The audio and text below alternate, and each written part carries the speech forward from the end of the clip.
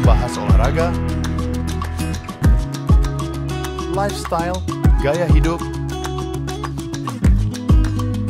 wisata,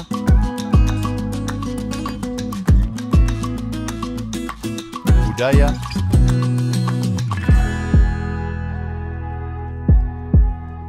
politik dan hukum akan dibahas seru bersama host kece dari Odeng dan co-host tercantik Rida dalam program Pagi Seru Sultan TV. Kembali lagi bersama kami di Pagi Seru. Wah, ini ada yang lebih hot nih ya hari ini ya. Apaan Supaya tuh? cuaca kita dingin tapi keadaannya harus tetap hangat. Hangat atau panas nih? Panas sih sepertinya ya, karena beberapa bulan ke depan kita akan segera memilih siapa kandidat kepala Gubernur. daerah. Nah, karena kita juga nanti akan melaksanakan pilkada ya. Tentunya kalau masalah desas-desus nih udah muncul dari sekarang nih Ya, ya. banyak sekali politisi yang berebut kursi gubernur Banten.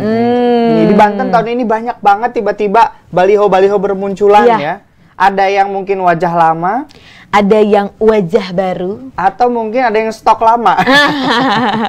Nah, ini ada beberapa infografis yang sudah tim Sultan siapkan untuk menjadi bahan untuk masyarakat ya. Kira-kira kriteria gubernur seperti apa sih yang dibutuhkan oleh masyarakat Banten?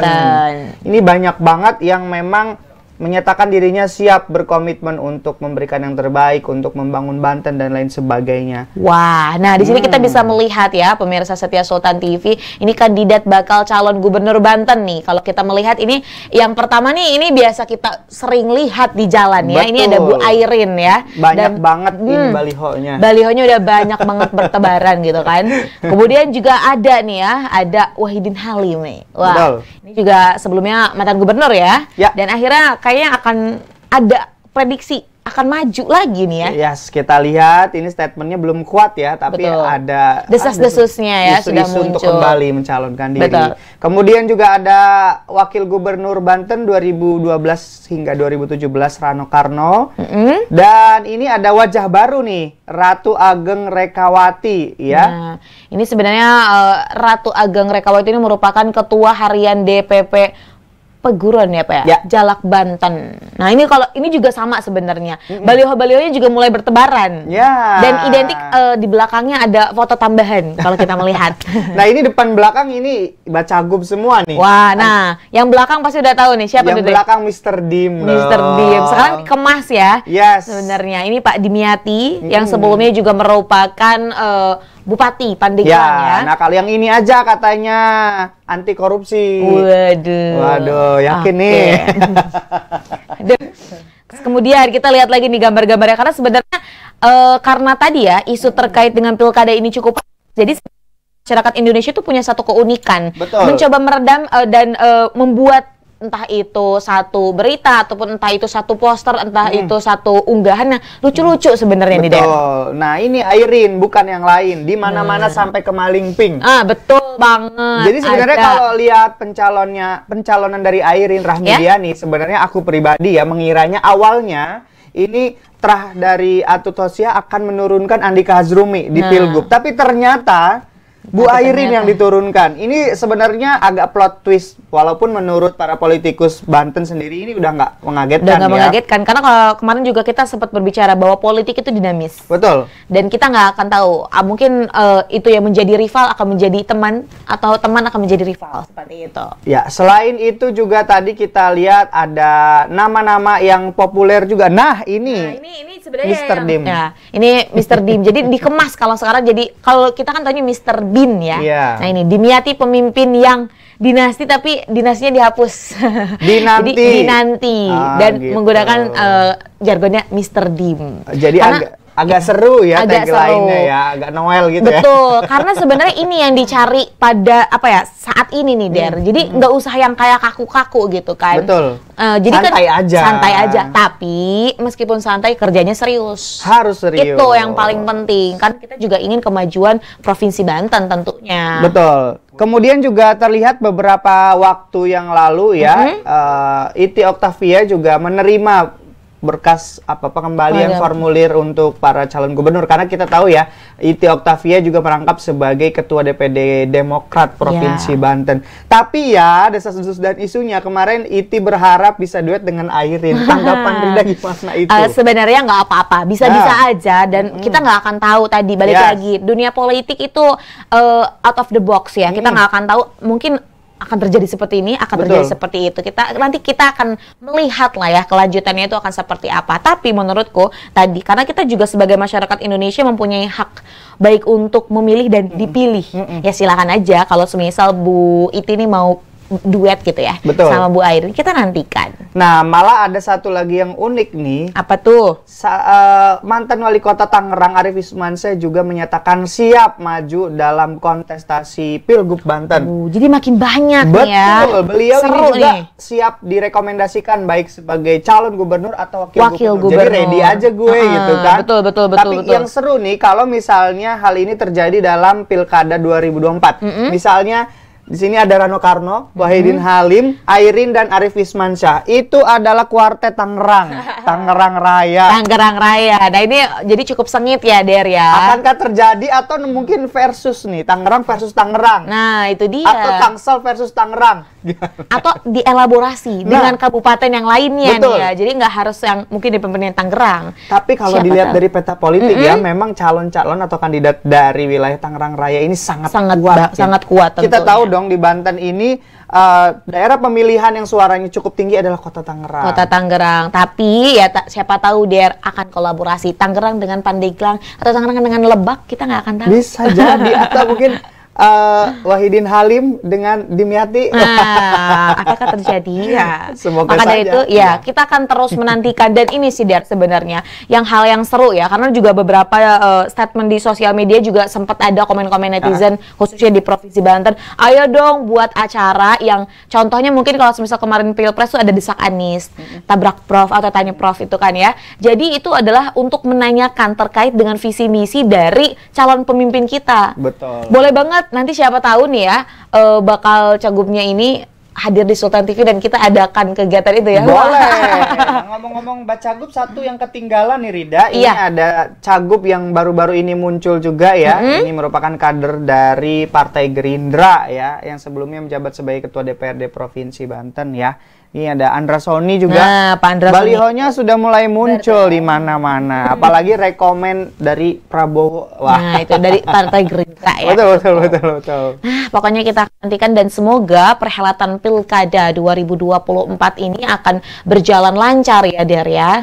Tidak ada praktik kecurangan dan yang lain-lain, dan kita juga tentu berharap bahwa memang pemimpin yang akan memimpin Banten ini pemimpin yang amanah dan juga dapat membawa perubahan di Banten. Ya, pastinya juga kami ingin mengimbau juga pada masyarakat, kita harus sudah mulai terbuka dengan politik ya, karena kita akan memilih siapa yang akan memimpin 5 tahun ke depan. Kita harus mampu melihat visi dan misi dengan baik dan rekam jejak dari calon-calon pemimpin kita. Yang paling sedikit mudorotnya itu yang dipilih.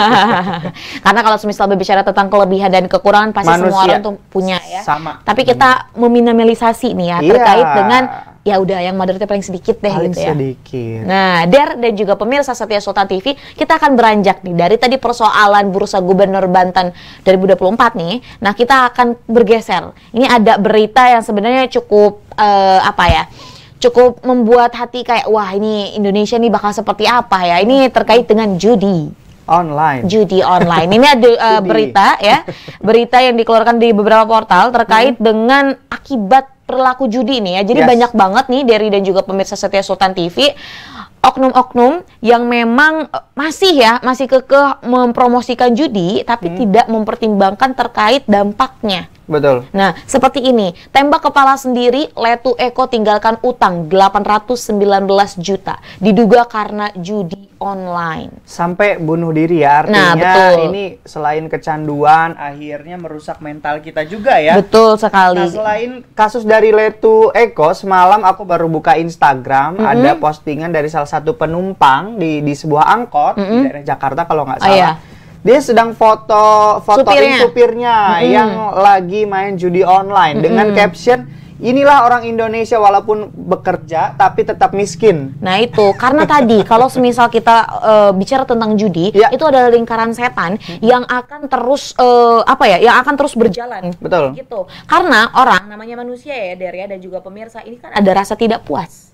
Sekali dia merasa berhasil, dia akan coba lagi. Padahal itu sebenarnya adalah taktik yang digunakan oleh para pencipta judi. Betul. Dan itu sebenarnya udah ada ya kalau kita sadari di lagunya Haji Rhoma Irama ya. Waduh, ya Iya gimana kan? tuh? Iya kan? Judi menjanjikan kemenangan, padahal mah belum Iya, tentu ya belum kan? tentu, Kita benar banget. bikin kayak bandarnya. Iya, betul. Kayak bandarnya miskin kitanya. Dan sebenarnya kalau sekarang kita melihat ya, Der ya, ada juga nih berita yang unik terkait dengan akibat judi. Bahkan seorang pemuda di Depok ini rela menjual rumahnya dan segala asetnya karena judi, dan akhirnya berakhir tinggal di kuburan. Aduh, kan miris ya. Dan juga angka perceraian nih, Der ya, ini Akibat juga banyak judol. akibat judul. Jadi kayak suaminya nih judi mulu, ya akhirnya kan istrinya juga, aduh nih suami gue kok nggak kerja tapi ngejudi terus gitu kan, akhirnya berujung pada perceraian. Jadi sebenarnya banyak banget hal-hal ataupun dampak buruk yang terjadi akibat judi, pemirsa. Makanya jauhi judi. Ya, ini juga penting ya jadi sorotan untuk pemerintah Indonesia untuk mungkin mengatur regulasi lebih ketat lagi. Betul banget. Ya, karena kemarin itu aku juga sempat lihat dari beberapa media juga bahwa keuntungan judi online dari Indonesia itu lebih dari 10 triliun loh. Wah, Itu kalau fantastis dong. Kalau diberikan untuk pembangunan udah bisa bangun banyak loh. Betul 10 banget. triliun. Banget. Dan kemudian ini, Der, ini adalah salah satu tugas masyarakat sebenarnya untuk lebih aware terkait dengan bahaya judi. Kalau semisal kita melihat ya, Der ya, ini kalau suka nonton video-video di sosial media dong, tentunya seperti Instagram ataupun TikTok, biasanya video itu akan ditempelkan logo ataupun ada terkait dengan info judinya. Nah, itu adalah salah satu hal yang masih belum bisa belum bisa diperhatikan lebih teliti lagi oleh pemirsa, oleh seluruh masyarakat Indonesia.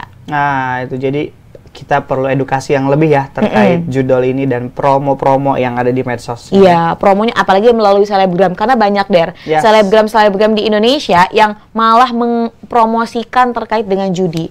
Ya namanya followers ya, gitu kan. Apalagi mereka cinta dengan selebgramnya. Nah, Ya udah itu dilihat-lihat, dia. diikutin, ternyata itu judol. Oh, masuk Nah. perangkap dong kita. Betul sekali. Pokoknya jangan sampai sekali-kali mencoba judol karena itu akan ketagihan. Jadi judul ya, bukan judi. Judol sinetron hari ini. Baik pemirsa, kami akan masih membahas beberapa informasi yang nggak kalah menarik dan juga penting. Betul sekali. Untuk itu jangan kemana-mana, tetap bersama kami di Pagi Seru. Membahas olahraga, lifestyle, gaya hidup, wisata,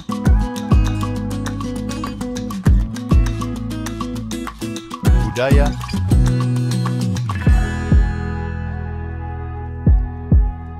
politik dan hukum akan dibahas seru bersama host kece dari Odeng dan co-host tercantik Rida dalam program Pagi Seru Sultan TV.